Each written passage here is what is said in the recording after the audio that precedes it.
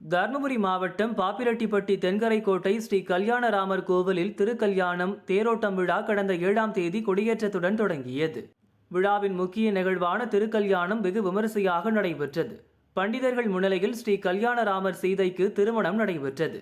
கல்யாண கோலத்தில் காட்சியளிக்கும் கல்யாணராமர் சீதையை தரிசித்தால் திருமண தடை நீங்கி திருமணமாகாத பெண்கள் ஆண்களுக்கு விரைவில் திருமணம் நடைபெறும் என்பது நம்பிக்கை.